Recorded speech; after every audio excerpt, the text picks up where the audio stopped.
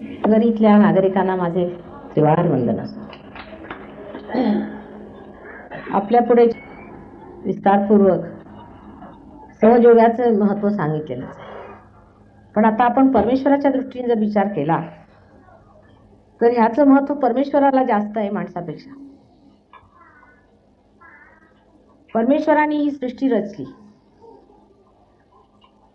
आपल्याला माहीतच आहे इथे पुष्कळ विद्वान लोक आहेत की कशी पृथ्वीची रचना ही ओंकारापासून झाली आणि किती त्याच्यावरती परमेश्वराने मेहनत घेतली. त्यापुढे त्या पृथ्वीवर वनस्पती, त्यानंतर अनेक प्राणी निर्माण करून त्यांची हजारो वर्ष जोपासना केली. त्या जोपासनेतनं हळूहळू त्यांचे चयन करून त्यांना ह्या अशा स्थितीला आणून पोचले आहे जिथे आपण त्या प्राण्यांना मात करून आज मानव प्राणी तयार केलेला पाहतोय. म्हणजे हा मानव किती मेहनतीने तयार केलेला आहे. हजारो वर्ष ह्याच्यावर मेहनत करून आणि चयन सुद्धा फारच मेहनतीने करून, ज्याला आपण गजेंद्र मोक्षाचा जो प्रसंग आपल्याला माहिती आहे, गजेंद्र मोक्ष, तिथे सुद्धा जे मॅनमथ सारखे मोठे मोठे प्राणी होते त्यातले काहीतरी वाचवलेच पाहिजेत. पैकी हत्ती हा प्राणी हे देवीचं वाहन आहे, आपल्याला माहिती आहे, लक्ष्मीचं वाहन आहे. तसंच गणेशाचं स्वरूपही आहे त्याच्यात. तेव्हा ते वाचवण्यासाठी त्यांनी गजेंद्र मोक्षामध्ये जे अवतरण घेतलं आणि जी विष्णूने त्याची रक्षा केली ती काहीच नव्हती, जी पुढे जाऊन देवीला आपल्या भक्तांच्या रक्षासाठी, आपल्याला माहिती आहे त्यांच्या रक्षणार्थ त्यांनी अनेकदा जन्म ह्या संसारात घेतला आणि कितीतरी राक्षसांचं पारिपत्य केलं, त्यांच्या लढाया केल्या आणि आपल्या भक्तांचं रक्षण केलं आहे. ही मेहनत हजारो वर्ष चालली. 14,000 वर्षापूर्वी सुद्धा त्या लढाया होत होत्या. त्यानंतर रामाच्या काळात सुद्धा आपल्याला सगळ्यांना माहिती आहे 8,000 वर्षाचा काळ म्हटला पाहिजे. जेव्हा श्रीराम या संसारात पुरुषोत्तम म्हणून वावरत होते, त्यांना जे कार्य करायचं होतं की एक आदर्श राजा कसा असला पाहिजे, त्याची चेतना, त्याचा बोध लोकांना व्हावा,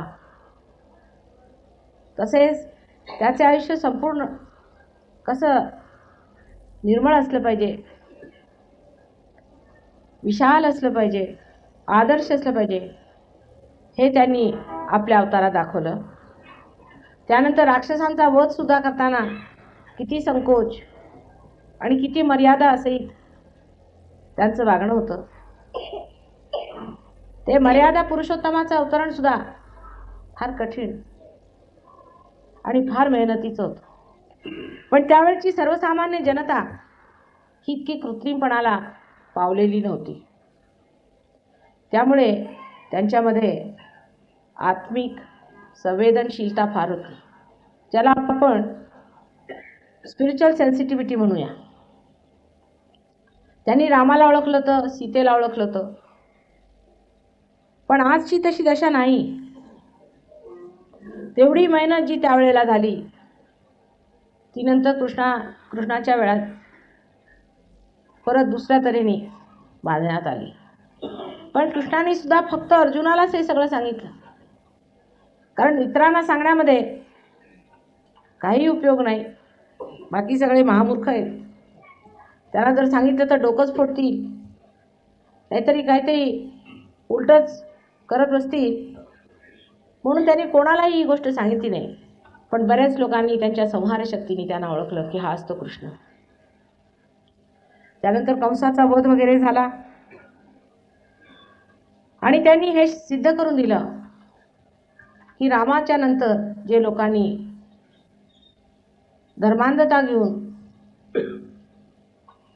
आणि अनाचार मांडले होते, त्याला एक दुसरी बाजू आहे, ती परमेश्वराची साक्षी स्वरूपाची आहे. त्यांना 16,000 बायका होत्या. त्या कोण होत्या? त्या त्यांच्या 16,000 शक्त्या होत्या. त्यांनी त्यांना जन्म दिला होता. आम्हाला जसे सहयोगाला सहयोगी लागतात तसे त्यांना त्यांच्या शक्त्या हव्या होत्या. पण त्या कशा संसारात आणायच्या?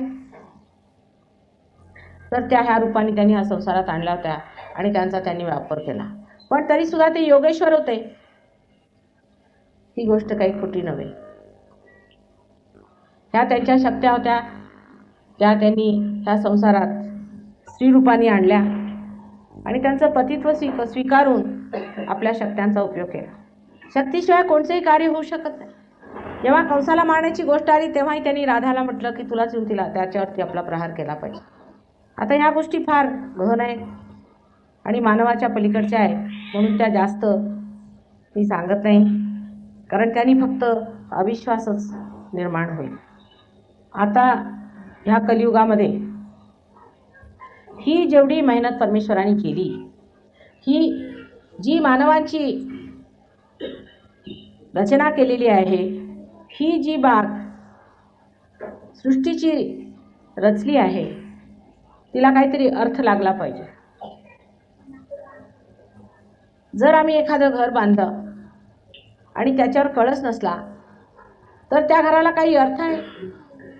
त्याच्यात कोण राहणार? त्याचा उपयोग काय? तसंच मानवाने जोपर्यंत स्वतःचा अर्थ लावला नाही तोपर्यंत त्याच्यावर एवढी मेहनत केलेली सर्व वाया जाणार. त्याने स्वतःचा अर्थ लावलाच पाहिजे. त्याला कळलंच पाहिजे की तो त्या अमिबापासनं मनुष्य का झाला, आणि परत त्याला हे समजलं पाहिजे की जो परमेश्वर ज्याने त्याला बनवलेला आहे, ज्याने सर्व सृष्टी रचलेली आहे,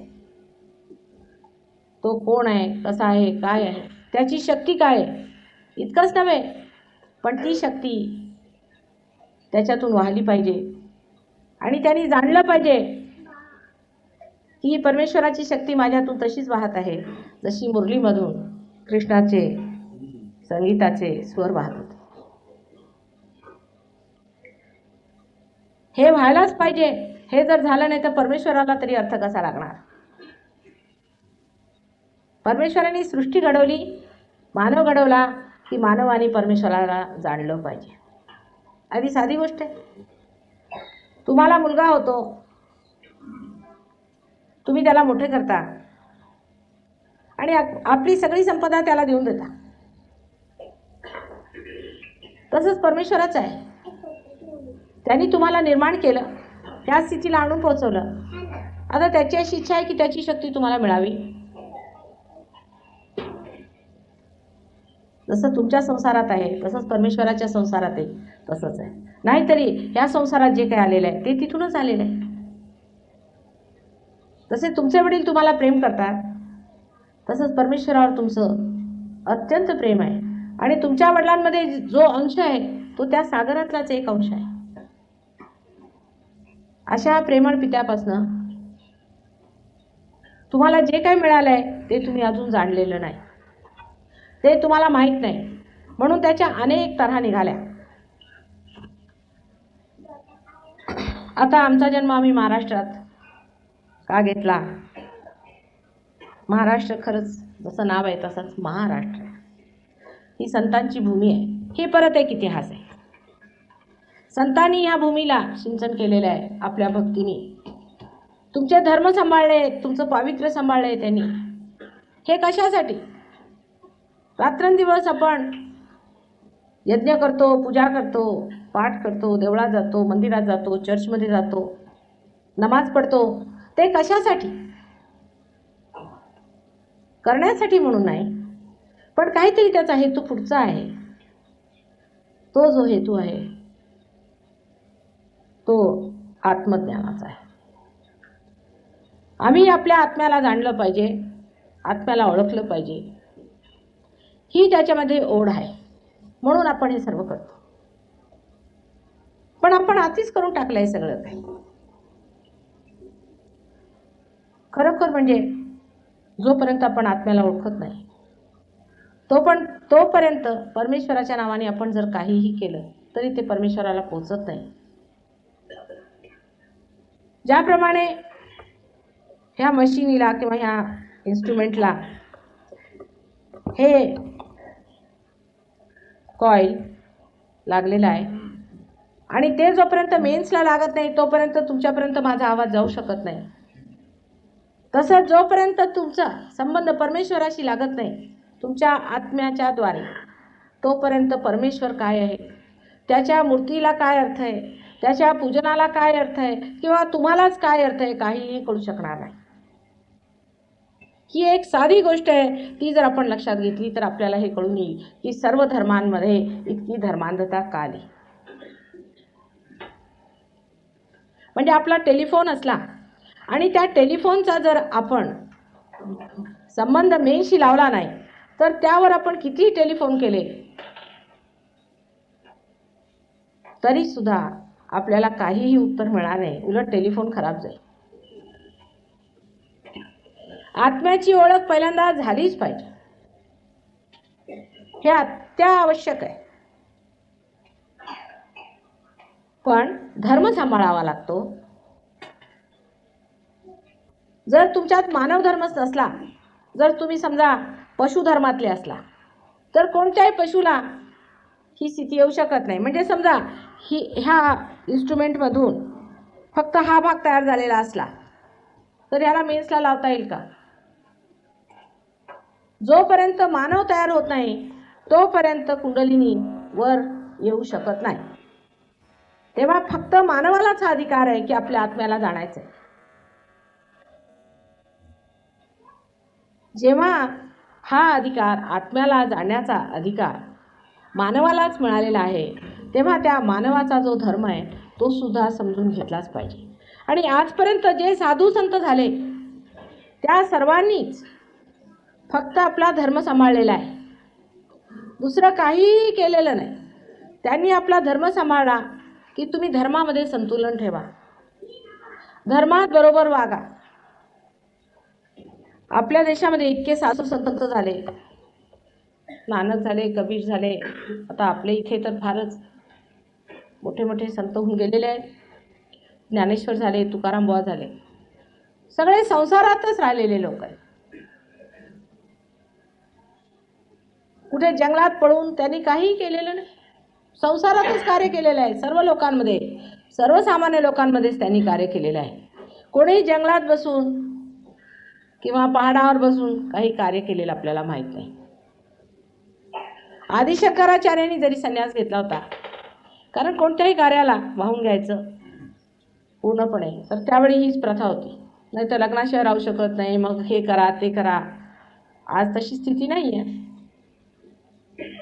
त्यामुळे जरी त्यांनी संन्यास घेतला होता तरी सुद्धा आपल्याला माहिती आहे की काश्मीरपासून कन्याकुमारीपर्यंत ते फिरले आणि त्यांनी प्रत्येक ठिकाणी धर्माची स्थापना केली आणि बरोबर समजावून सांगितलं की आपला हिंदू धर्म काय आहे. आता हिंदू धर्माचं फार मोठं वैशिष्ट्य आहे आणि नुकसान आहे त्याने थोडं बहुत, की आपला धर्म, हिंदू धर्म हा ऑर्गनाइज नाही. ऑर्गनाइज धर्म असला, जसा ख्रिस्ती धर्म आहे किंवा मुसलमान धर्म आहे, त्याचे दोष दुसरे असतात की ख्रिस्तानी येऊन सांगितलं ते तुम्ही ऐकलं पाहिजे किंवा मोहम्मदानी सांगितलं ते तुम्ही ऐकायचं. पण स्वतः मात्र शोध लावण्याकडे अशा लोकांचं लक्ष नसतं, कारण स्वतंत्र नसते त्याच्यात. त्यांनी ऑर्गनाइज करून घेतलं. आता त्याच्या बाहेर गेले की गेले. जर कुणी सुफी झाला तर तो मग मुसलमान मानला जात नाही. म्हणजे आपले शिर्डीचे साईनाथ आहेत, त्यांना मुसलमान लोक मानत नाही, पण हिंदू लोक मानतात. तसंच ख्रिस्ती धर्मात सुद्धा जर कोणी सेंट झाला तर त्याला मग धर्मातनं काढून टाकत असत, कारण त्यांचा धर्म ऑर्गनाइज्ड आहे. हिंदू धर्मामध्ये जे स्वातंत्र्य आपल्याला मिळालेलं आहे, पुष्कळचे लोक इथपर्यंत आहेत. आश्चर्याची गोष्ट, मी केरळला गेले होते, तिथे साक्षात शंकराचार्यांचा जन्म झालेला आहे आणि तिथले गृहस्थ मला म्हणाले की आम्हाला माहीत नाही त्यांचा कुठे जन्म झाला वगैरे, आणि त्यांच्याबद्दल आम्हाला काय माहिती नाही. तर तुमचा धर्म काय? म्हणे हिंदू धर्म. म्हटलं चांगलं.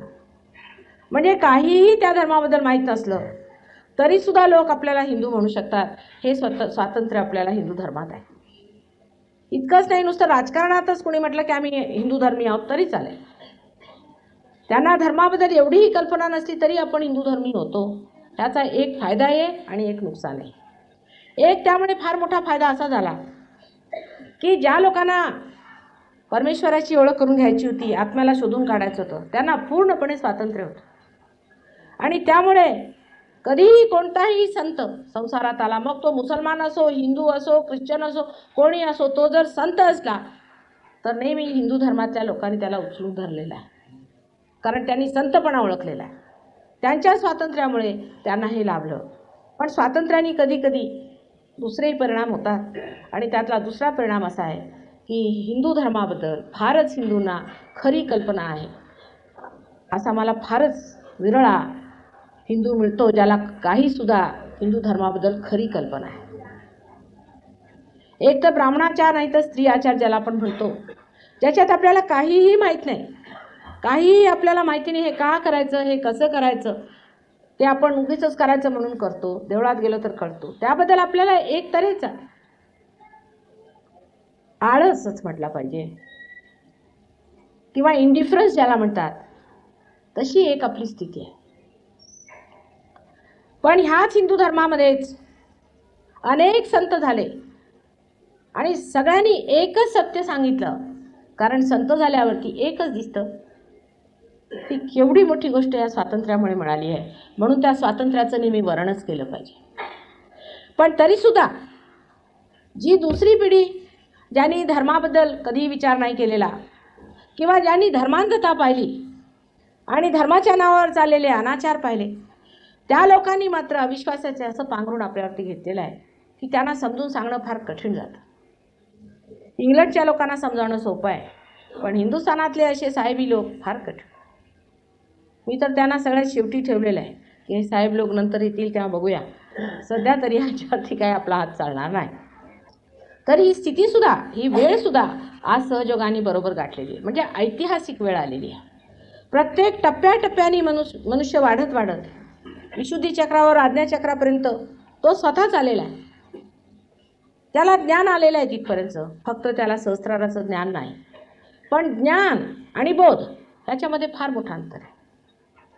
तुम्ही पुष्कळ पुस्तकं वाचली असतील, गीता वाचली असेल, ज्ञानेश्वरी वाचली असेल, नुसती वाचली आहे. वाचून बोध होत नाही.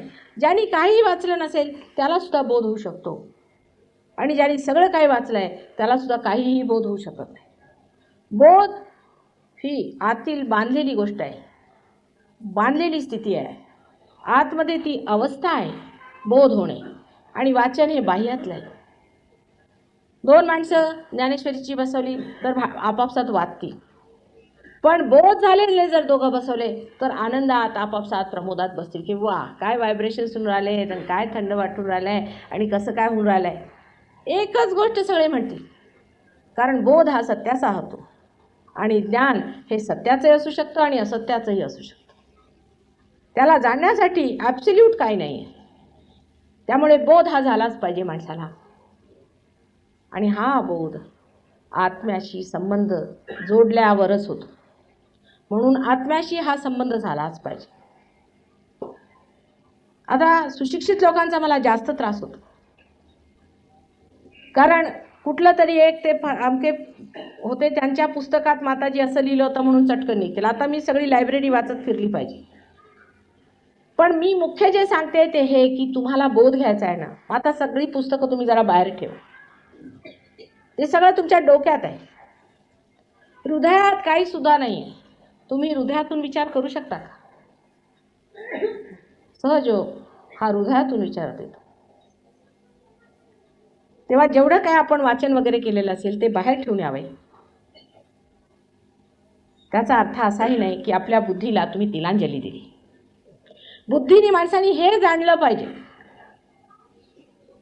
की ह्या बुद्धीने परमेश्वर आपण जाणू शकत नाही, ही अजून तोडकी पडते. बुद्धी जोपर्यंत प्रबुद्ध होत नाही तिला प्रबुद्धता आली पाहिजे. जोपर्यंत ती प्रबुद्ध होत नाही तोपर्यंत त्या बुद्धीने तुम्ही परमेश्वराला जाणू शकत नाही. कारण ही बुद्धी सीमित आहे आणि असीमला जाण्याचं असलं तर ह्याची सीमा तोडावी लागेल. हे अंतर जर आपल्या लक्षात आलं तर सहयोगाचं महात्म्य तुमच्याही पेक्षा परमेश्वराला अधिक आहे आणि त्यासाठी वाटेल ते करायला त्याची तयारी असायलाच पाहिजे. आता नसते प्रश्न घेऊन काही वाद करू नये. म्हणजे आता यांनीच आपल्यासमोर सांगितल्यावर की आदिशक्ती आहेत वगैरे की बघितल्यावर सगळ्यांचे घोडे तयार होतात आमच्यावर यायला. तर ते सगळं विसरून जा, त्याला काही अर्थ नाही सध्या. त्याचा अर्थसुद्धा तुम्हाला लागला पाहिजे. कारण माणसाचं डोकं इतकं विचित्र असतं. ते आम्हाला शिकण्यासाठी एवढे वर्ष लागले. आणि आधुनिक मानव कसा आहे ते शिकण्यासाठी आम्ही आमच्या आयुष्यातले 50 वर्ष खर्ची घातली. तेव्हा जाऊन कुठे सहयोग आम्हाला ज्याला म्हणतात की जमला. इतके परम्युटेशन्स अँड कॉम्बिनेशन्स माणसाच्या डोक्यात असतात आणि त्याचे प्रकार इतके विक्षिप्त असतात की त्या प्रकारांना हे उघडायला गेलं तर ते बंद होतं आणि ते बंद करायला गेलं तर हे उघडायला गेलं, अशातली स्थिती आहे. आता एक छोटीशी गोष्ट म्हणजे अशी की लंडनला एक गृहस्थ ते खूप वाचन करून आलेले ते. तिथल्या लोकांना जर वाचनाची हौस तर आहे, पण एकदा त्यांनी कोणतंही शास्त्र घेतलं की ते इत्थंभूत वाचून काढतात. तर कुंडलिनी शास्त्र त्यांनी फार वाचलेलं होतं. तर ते वाचन करून माझ्याकडे आले आणि म्हणे की आम्ही तर असं ऐकली की कुंडलिनीला एवढा त्रास होतो, त्याच्यामध्ये कुंडलिनी वर आली की माणसं नाचायला लागतात, त्याच्यामध्ये त्यांना फोडे येतात, त्यांना अमुक होतं तमुक होतं. आता मी बघतेच आहे, हे सगळं काय मला माहितीच नाही. आणि त्याच्यामध्ये हा त्रास होतो, तो त्रास होतो, असं होतं, हे फार कठीण काम आहे, वर्षानुवर्ष मेहनत करावी लागते वगैरे वगैरे. आता आमच्यासारख्या माणसाला समजा एखाद्या बाईला जिला पुरणपोळी फार छान करता येते, समजा ती माहीर आहे त्याची, आणि तिला येऊन कोणी सांगितलं की पुरणपोळी नाहीच मुळी, कारण पुरणपोळी करायची म्हणजे त्याला फार त्रास पडतो, त्याला असं करावं लागतं, त्याला पीठ असं भिजवावं लागतं, ते असं करावं लागतं, आणि एखाद्याला जमतं, हजारो वर्षात एखाद्याला जमलं असं आम्ही वाचलेलं आहे. आता एखाद्या पुरुषाने एखादं पुरणपोळीवर पुस्तक लिहिलं समजा, तर ते असंच व्हायचं आणि त्याची अशी विल्हेवाट लागायची आणि त्याचा त्रास ज्या बाईला पुरणपोळी येते तिला व्हायचा.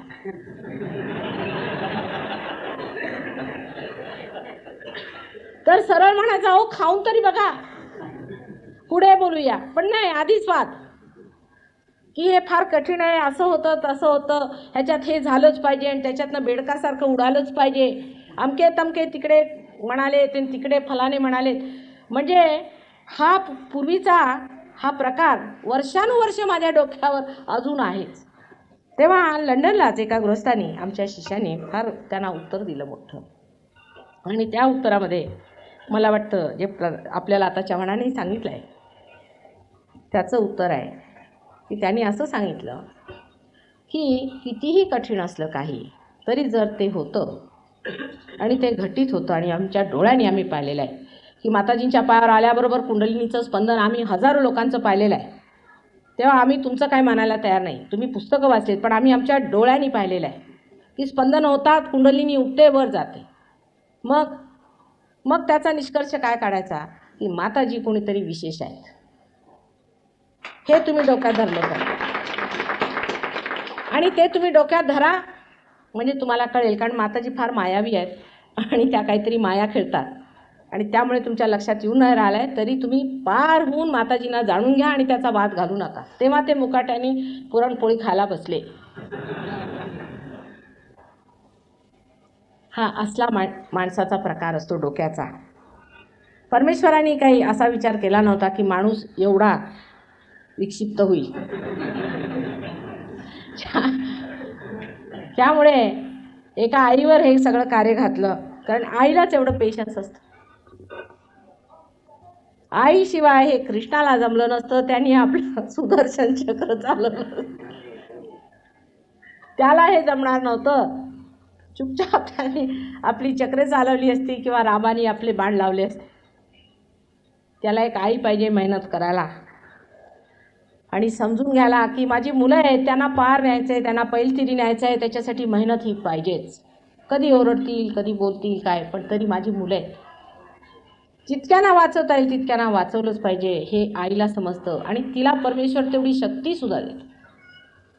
मूल जन्मताना आईला इतक्या वेदना होत असतात, पण मूल जन्मल्याबरोबर सगळ्या तिच्या वेदना ती विसरते आणि पहिला प्रश्न, मूल ठीक आहे ना?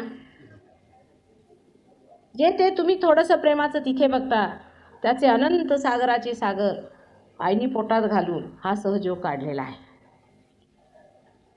आणि त्या प्रेमामुळेच कदाचित सहजयोग इतका कार्यान्वित आहे.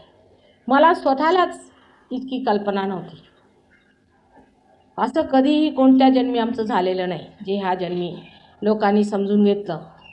पूर्वी काळी तर आपल्याला माहिती आहे, संत म्हटला म्हणजे त्यांच्यासाठी पहिल्यांदा तलवारी तयार व्हायच्या, नाहीतर त्यांना क्रुसावर चढवून द्या, त्यांना विषाचे प्याले द्या, त्यांच्यावरती साप सोडा, हे सगळे प्रकार झालेले आपल्याला माहिती आहे. कुणाला संन्यासी म्हणून म्हणायचं, कुणाला काही म्हणून म्हणायचं. छळ करणे संतांचा हे लोकांचं ब्रीद वाक्य होतं, सर्वसामान्य लोकांचं.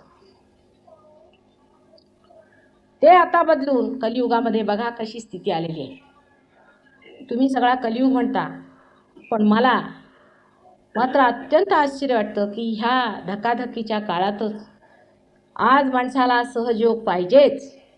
आणि ती सर्व स्थिती मंथनासारखी अशी तयार झालेली आहे की आज त्याच्यातून लोणी निघालंच पाहिजे. सगळी स्थिती जशी बनली आहे, ऐतिहासिक स्थिती अशी येऊन बनलेली आहे, ह्या थराला सगळ्या गोष्टी पोचलेल्या आहेत की सहज योग हा लाभला पाहिजे आणि यशस्वी झाला पाहिजे. त्यासाठी एवढंच सांगायचं आहे की तुम्ही काहीही करायचं नाही, काहीही तुम्हाला मेहनत नाही, आम्हालाच करावी लागणार आहे. तुम्ही जन्मले, मानव देहात आलात, काय मेहनत केली तुम्ही? अमिवाची आज माणसं होऊन बसलात, काय मेहनत केली आपण? परमेश्वर तू मेहनतीला आपल्याला घालत नाही, आपण आरामात असावे. पण पार झाल्यावर मात्र जेव्हा तुमची मोटर सुरू झाली तेव्हा मग तुम्ही ती वापरू शकता. पार झाल्यावर मात्र थोडीशी मेहनत करावी लागते, कारण जरी सहयोगामध्ये अत्यंत सहज सुलभ आणि अनेक हजारो लोकांना ह्याचा लाभ होऊ शकतो, तरीसुद्धा ही अत्यंत सूक्ष्म कृती आहे. म्हणजे तुमच्यातला अंकुर फुटून त्याला वृक्ष लागावा, त्याचं फळ व्हावं आणि तुम्हाला आत्मबोध व्हावा, ही फारच सूक्ष्म कृती आपल्यात घडते. आणि ती सूक्ष्मता इतकी सूक्ष्म असते की जराही तुमच्या जडतेचं अंग असलं तर पटकन ती जडता त्याला धरून घेते.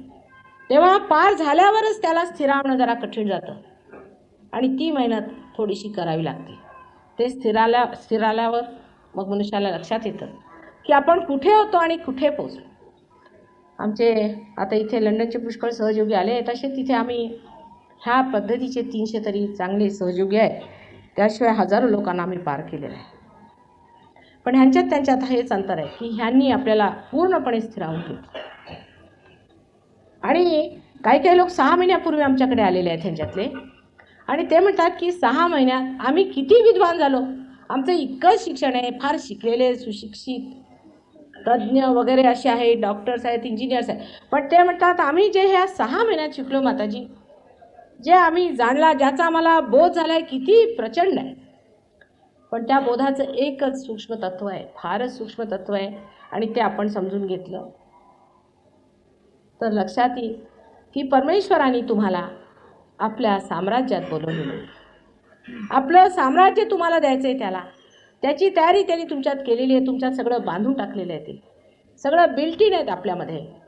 फक्त एक त्याचा धागा, त्याचा अंकुर परमेश्वराशी मिळाला पाहिजे. तो मिळाल्याबरोबर तुमच्यातून ती शक्ती साक्षात वाहू लागते आणि त्या शक्तीचं अवलोकन तुम्ही करू शकता, त्याचं कार्य तुम्ही बघू शकता आणि किती ती प्रचंड शक्ती आहे तिला तुम्ही जाणू शकता. पण तरीसुद्धा तुम्हाला सांगायला कोणीतरी पाहिजे ना सगळं काही. हातातनं थंड वारे वाहतात. पुष्कळांनी मला विचारलं की महर्षी रमण हे पार होते, रिअलाईज होते, मग त्यांना कॅन्सर कसा झाला आणि माताजी सहजयोगाने कॅन्सर ठीक होतो, मग हे कसं काय? मग सांगावं हे लागलं की त्यांची आई नव्हती त्यांना रिअलायझेशन देताना, त्यांना अपरोक्षपणे पार करण्यात आलेलं होतं. जर त्यांची आई असती तर तिने सांगितलं असतं सिम्पथॅटिक नर्वस सिस्टम काय असते, पॅरासिम्पथॅटिक नर्वस सिस्टम काय असते, आणि त्याचा संबंध कुंडलिनीशी काय. हे सगळं तुम्हाला सांगायला कुणीतरी पाहिजे ना. बोटांमधनं आता परवा आम्हाला आम्ही गुरूंना भेटायला गेलो, ते नेहमी पाण्यात असतात. तर मी म्हटलं तुम्ही पाण्यात का बसा. म्हणे मला सगळ्यांचं जळतं माताची, काय करू, सगळ्यांच्यापासून आग येते मला हाताला, तर मी पाण्यातच बसलेलो असतो. आणि त्याच्यामुळे इतकं झालं की त्यांचे पाय अगदी लहान झाले आणि मासळ्याने वगैरे पाय खाल्ल्यामुळे फार दुखापत झालेली. मी त्यांना मग जरा बरं वगैरे केलं. त्यांनी मला ओळखलेलं आहे, माझ्या जन्मापासून त्यांना माहिती आहे मी आलेली आहे संसारात. तर मी म्हटलं तुम्हाला माहिती आहे का स्वतःला कसं बचावून घ्यायचं. ते म्हणे म्हणूनच मी जंगलात राहतो, मलाही माणसं नको, मला कोणाला भेटायचंच नाही. तर सहयोगी त्यांना संसारातून जायची गरज नाही, कारण ते सुद्धा मला त्यांना सांगायचं आहे आणि ते समजतात. आणि एकदा जर तुम्ही शिकला की तुम्हाला बंधनं कशी घालायची, कसा स्वतःचा बचाव करायचा, तर ह्या संसारात राहूनच व्यवस्थित इथेच ज्या स्थितीत तुम्ही आहात, जिथे तुम्ही वावरता, तुमची आई वडील भाऊ बहीण पत्नी मुले सगळं धरून तिथेच हा योग घटित होतो. काहीही सोडावं लागत नाही, कुठेही पळावं लागत नाही, आणि इथेच सगळा लाभ होतो. ह्या लोकांच्याबद्दल माझं एवढंच म्हणणं आहे की बिचारे त्यावेळेला एका दुसरा कुठेतरी पार व्हायचा आणि तो त्याला पूर्णपणे ज्ञान नसायचं, हळूहळू चाच पडून काय ते समजत असत. पण तरीसुद्धा त्यांनी अत्यंत स्वतःची आतली स्वच्छता करून घेतली होती, आणि ती स्वच्छता केल्यामुळे त्यांच्यामध्ये शक्तीचा संचय फार जास्त आहे. आणि जरी शक्ती फार वाहते तरीसुद्धा हे ज्ञान नसल्यामुळे की आपला बचाव कसा करायचा, हे वेगळे वेगळे शैतानी प्रवाह कसे वाहतात, त्यांना कसं कंट्रोल करायचं, त्यांच्यापासून कसं दूर राहायचं, त्यांच्यावर मात कशी करायची, हे सगळं ज्ञान त्यांना कोणी न सांगितल्यामुळे ते जंगलात आणि दूर जाऊन राहतात. असे अनेक लोक मला भेटलेले आहेत आणि आमच्या सहयोगांना भेटले आहेत, आणि सगळे मला सांगतात माताजी तुम्ही आता 12 वर्ष मेहनत करा, मग आम्ही येऊ, 14 वर्ष मेहनत करा, मग आम्ही येऊ, नाही तर आम्ही येणार नाही खाली. असो, पण तरीसुद्धा एवढी मात्र गोष्ट खरी आहे की सहयोग एकदा स्थिरावला म्हणजे शक्ती खरंच प्रचंड येते. इतकी प्रचंड शक्ती माणसामध्ये येऊन जाते की कधी कधी आश्चर्य वाटतं की आमच्या हातात ते व्हायचंय तरी काय. सहजच तुम्ही कुंडलिनीवर करू शकता, सहजच लोकांना पार करू शकता. दुसरी ही वेळ अशी आलेली आहे की आम्ही बघतोय की जवळजवळ 10 वर्षापासून निदान त्या मागल्या 5 वर्षात अनेक मोठमोठाले लोक जन्म घेते. माझ्याच घरी 4 माझ्या 3 नातिनी आहेत आणि 1 नातू आहे. 4ही जण एकावर एक ताण आहे आणि त्यांना इतकं बारीक समजतं सहयोगातलं. आता 2.5 वर्षाची माझी नाते धाकटी, तिच्याकडे आमच्यातली एक मुलगी गेली, ती इंग्लिश मुलगी. तिने जाऊन तिला विचारलं की अनुपमा मला काय आहे, तर तिने लगेच सांगितलं. तिने थोडंसं इंग्लिश शिकलेली, आता ती लेफ्ट नाभी आणि लेफ्ट विशुद्धी तुझी धरलेली आहे. ती अगदी आश्चर्यचकित झाली की 2.5 वर्षाच्या मुलीने कसं सांगितलं, आणि लगेच तिच्यावर चढून ती काढायला सुरुवात केली. हे बोध झालेले लोक, हे प्रबुद्ध लोक आहेत, ते जन्मापासूनच हे सगळं कुंडलिनी शास्त्र जाणतात आणि असे ह्या जगामध्ये जन्माला येत आहेत. आणि अजूनही पुष्कळ असे जीव संसारात येणार आहेत. आपल्या देशामध्ये तर विशेष रूपे. आता दुसऱ्या देशामध्ये मुलं काही जन्माला विशेष येणार नाही. त्याला कारण असं आहे की इतकी नरकगती आहे सगळीकडे. पाश्चिमात्य देशात तर नुसता नरक उतरलेला आहे. त्या नरकामध्ये कोणी शहाणा जन्माला येणार नाही. वेडे येतील तर येतील किंवा अतिदुष्ट लोक येतील, आणि मग तिथून मग येतात आपले तुमच्या पुण्याला वगैरे येऊन राहिलेत काही तिथले. हे लोक असे का वागतात त्याला कारण असं आहे की अत्यंत निम्न स्थितीतले हे लोक आहेत. तसेच फार मोठमोठ्याला साधू संतांनी सुद्धा तिथे जन्म घेतलेला आहे. ते सहयोगाला प्राप्त होतात. फार मोठमोठ्याला साधू संतांनी जन्म घेतलेला आहे. आता आपल्या देशामध्ये ही योगभूमी असल्यामुळे, फार महान भूमी असल्यामुळे असे मोठमोठाले संत जन्माला येतील. पण त्यांच्याबद्दलही तुम्हाला बोध असायला पाहिजे की ही मुलं काय, ह्यांचं वैशिष्ट्य काय, हे काय करतात. म्हणजे आता एका दुसऱ्याच दुनियेत आपण जाणार आहोत. जे आपल्याला आजपर्यंत दिसतंय, आपल्याला वाटतं की याच्यात इलेक्ट्रिसिटी वाहते म्हणून त्याच्यात लाईट येते. हे सगळं मेलेलं कार्य आहे.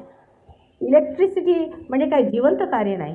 किंवा आम्ही जर हे खांब बांधला तर हे सुद्धा काय एक झाड आता नष्ट झालं त्याच्यापासून आम्ही खांब केलेला आहे. जिवंत कार्य हेच आहे. मनुष्याने जर कधी जिवंत कार्य केलं असेल तर ते हेच की कुंडलीचं जागरण करणं आणि उत्क्रांतीची ही जी शेवटली पायरी आहे ते गाठणं. आणि ह्या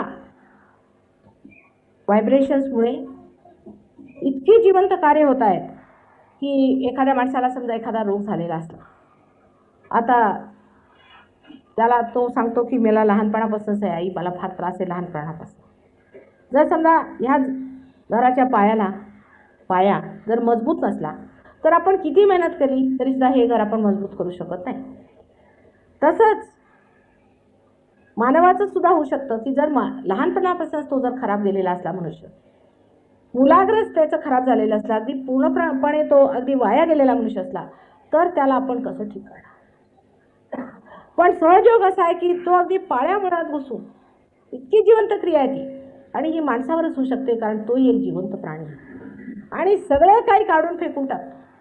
म्हणजे आम्ही अशी माणसं पाहिले आहेत की ज्यांच्याबद्दल आम्ही सिंगापूरला गेलो होतो, तिथे एक मुसलमान मनुष्य होता. तर तो इतका बिघडून गेला होता मनुष्य की त्याची बायको अगदी त्याला घेऊन आली की माताजी याचं काहीतरी तुम्ही भलं करा. म्हणजे दारू पिणे वगैरे तर त्याला काहीच नव्हतं, बाकी सगळे प्रकार तो करत असे आणि सर्वनाश त्याच्या फॅमिलीचा झालेला होता. आणि सहयोगात पार झाल्याबरोबर तो इतका पार बदलून गेला की 6 महिन्यात लोक म्हणाले की हे तेच आहेत का कोणते दुसरे गृहस्थ आहेत हे लक्षात येईल. कारण जेव्हा तुम्हाला आपल्या आत्म्याची ओळख होती, जेव्हा आत्म्यातून स्पंदन येऊ लागतं तेव्हा ते सगळीकडे पसरतं. आणि आजपर्यंत जेवढी बिघडलेली आपल्यातली यंत्र आहेत, मग ती मनाची असोत, बुद्धीची असोत किंवा शरीराची असोत, सगळी व्यवस्थित चालू होतात. आणि हळूहळू असा मनुष्य अगदी पार बदलून जातो.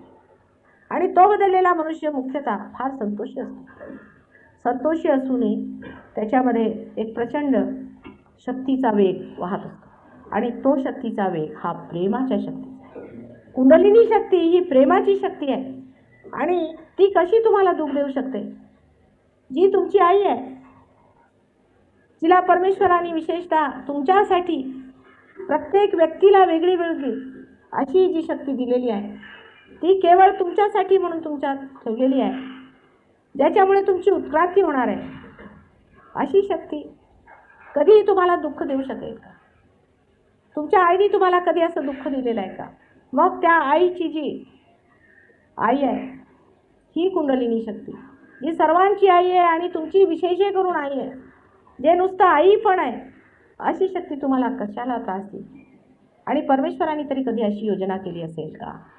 जो इतका परमदयाळू, कृपाळू आणि प्रेममय आहे, तो अशी व्यवस्था तुमच्यासाठी करेल का की तुम्ही जर कुंडलिनीची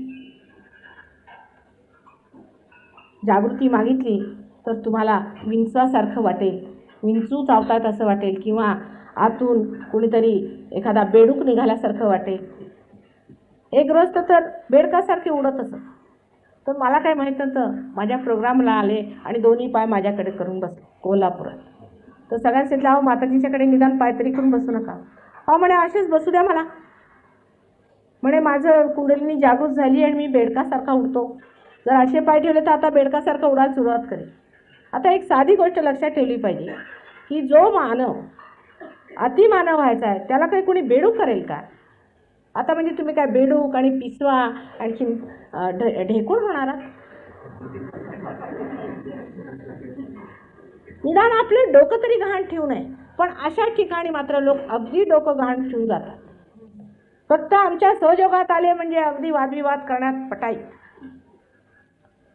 अगदी पटाईत असतात. आमच्या लंडनला एक लामासाहेब आले आणि त्यांच्याकडे एक मुलगी जात असे, तर तिने मला सांगितलं की तो उपाशी ठेवायचा, त्यांना जेवायला द्यायचंच नाही. म्हणजे असं की त्यांना अगदी अळणी जेवण द्यायचं, म्हणजे संन्यासच घ्यायला लावायचा. म्हणजे खाण्याच्या बाबतीत, बाकीच्या बाबतीत नाही. वाटेल तसे वागले तरी चालेल, तुमचा कल्चरच असा आहे, तुम्ही किती मुली ठेवल्या मुलं ठेवले काय हरकत नाही, फक्त खाण्याच्या बाबतीत तुम्हाला भुक्क मारायचं. मग ते असे बिचारे आले त्यांच्यासमोर की त्यांना 1000 द्या म्हणे तुम्ही आम्हाला भाकर. आणि त्यांनी जेव्हा सुरुवात केली की त्यांच्यात काहीतरी भूतं घालतात की काय घालतात माहीत नाही बिचारे, त्याच्यानंतर त्यांची अशी स्थिती करून टाकतात की सगळे पैसे सगळं काही तिथे ते देऊन टाकतात. इतके सुशिक्षित लोक, इतके हुशार म्हणणारे, सगळ्या जगावरती राज्य करणारे, हे इतके महामूर्ख कसे मला हे समजत नाही की वाटेल तसे पैसे त्या माणसाला देतात. त्यांनी इतकं सांगितलं की मला जोपर्यंत तुम्ही काय म्हणतात त्याला, एक तऱ्हेचं ते दगड असतो विशेष, त्याला मराठीत मला नाव नाही माहिती. नाही दुसरा एक दगड असतो, त्याचं नाव मला येत नाही आहे. नाही एक दुसरा दगड असतो त्याला काहीतरी नाही एक आणखी दगड असतो, तर इथे होत नाही. त्या दगडाचाच मला फक्त हे पाहिजे. मराठी त्याला नाव नसेलही कदाचित, इंग्लिशमध्ये आहे. बरं मला आठवलं सांगेन. तर तोच दगड मला पाहिजे आणि त्याच दगडावरती मी बसणार, उठणार आणि सगळं काही माझं झालं पाहिजे. ह्यांनी कुठून तो आणला? तो इराणला दगड मिळतो आणि तिथून तो दगड आणला आणि तो दगड आणून त्या माणसासाठी तिथे लावला. आता हे आपले आले मोठे तिथनं, त्या तिबेटच्या लोकांना नुसतं भाजून खाल्लं त्यांनी आणि तिथून इथे आले. आता ह्या लोकांच्याकडनं पैसे घेऊन आपले बाणगुळासारखे पॅरासाईट्स तिथे बसलेले आणि सगळे लोक त्यांना इतके पैसे देतात. म्हणजे हे कसे करतात आणि का करतात? हे बुद्धिवादी लोक जेव्हा मूर्खात निघतात तेव्हा इतके का मूर्ख बनतात ते मला समजत नाही. बहुतेक अहंकार मनुष्यामध्ये येतो मला वाटतं. बुद्धिवादी माणसामध्ये अहंकार येतो आणि अहंकार जर जास्त वाढला तर माणसाचं माकड होतं. एकदा काही गावातले लोक एका मिनिस्टरला भेटायला गेले, तर त्यांचे जे प्रायव्हेट सेक्रेटरी होते त्यांना अहंकार चढलेला होता. तर ते म्हणजे अगदी इकडून तिकडून माकडासारख्या उड्या मारत होते आणि सगळ्यांना हे ते बोलत होते. तर त्यांनी त्यांना विचारलं की बाबा गोष्ट काय कळलं नाही, तुमच्याबद्दल काहीतरी सांगा. ते हिंदीत म्हणाले की आपको मालूम नहीं मैं पिए हूँ. पिए म्हणजे प्याले लाव. ते म्हणे अच्छा मालूम हो गया आप जा रहे हम. तर त्या अहंकारामुळे आपल्या ह्याच्यात सुद्धा एक फार सुंदर गोष्ट रामायणात आहे की नारदाला अहंकार एकदा झाला होता आणि तो मायानगरीत गेला आणि कसा मूर्खात निघाला. तसंच दिसतंय मला की हे अहंकारामुळे मनुष्य इतका मूर्ख असतो की त्याला जर कोणी मूर्खात काढणारा आला तर तो मूर्ख बनतो आणि आपले सगळं काही जे काही त्याला आपण म्हणतो शून्यता वगैरे ते सगळं त्या माणसाला अर्पण करतो. त्यामुळेच हे असे लोक का झाले आणि असे का वागतात ते आपल्या लक्षात येईल. आता सहयोगामध्ये मात्र आपल्याला पूर्णपणे स्वातंत्र्य आहे. ही फार मोठी गोष्ट आहे. आपण पूर्णपणे स्वतंत्र आहात आणि स्वतंत्र आहात म्हणूनच माझ्याशी वाद घालतात. अर्थात त्या गोष्टीला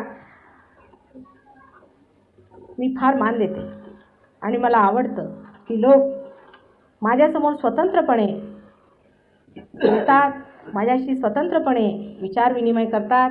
इतकंच नाही, वादतात, भांडतात, सगळं काही करतात. पण थोडं त्याच्यामध्ये जरा चुकतं की उगीच कशाला वेळ घालवायचा. जर आम्ही म्हणतो की कुंडलिनीचं वरदान घ्या तर घ्यावं, कारण आम्हाला तुमच्यापासून काय हवं आहे. आम्ही काही इलेक्शनला उभे नाही की आम्हाला काही पैसे नको तुमच्याकडं, की आम्हाला जाहिराती नको, की आम्हाला मोठेपणा नको, आम्हाला काहीही नको. तेव्हा जर आम्ही म्हणतो की आम्ही काहीतरी द्यायला आलो आहे तर असा विचार केला पाहिजे की कुठेतरी असा एखादा असूही शकतो मनुष्य की ज्याला काहीही न घेता द्यायचं आहे, असा एखादा असूही शकतो. असा जर थोडासा विचार घेतला तर बुद्धिजीवी माणसाला सुद्धा लक्षात येईल की हा भाग प्रेमाचा आहे. प्रेमामध्ये मनुष्य जेव्हा रंगतो तेव्हा तो हा विचार करत नाही की ह्याच्यापासून काय फायदा होईल, काय लाभ होईल. त्याला बस प्रेम देण्यातच मजा वाटते आणि तो प्रेम देत राहतो. तेव्हा थोडासा आपल्या प्रेमाचा भाग जो आपण विसरलेला आहोत. लहानपणी आईने आपल्याला कसं प्रेमाने वागवलं, कितीतरी लोकांनी आपल्याला, ह्या भारतात तरी अजूनही प्रेमाची भूमी आहे. कितीतरी आपल्याला प्रेम मिळालेलं आहे. आपल्या मित्रांनी, आपल्या वडिलांनी, आईनी, समाजाने सुद्धा आपल्याला किती प्रेम दिलेलं आहे. ते जर आठवलं आपण तर सहयोग फार लवकर घटित होतो. अशा प्रकारे सहयोगाबद्दल थोडंसं मी आपल्याला सांगितलं आहे. पण हा विषय इतका मोठा आणि विस्तारपूर्वक आहे की त्याच्यात कुंडलिनी कुठे असते, ती कशी चढते वगैरे उद्या सांगेन मी आपल्याला. आणि ते फार मोठं आहे सगळं काही.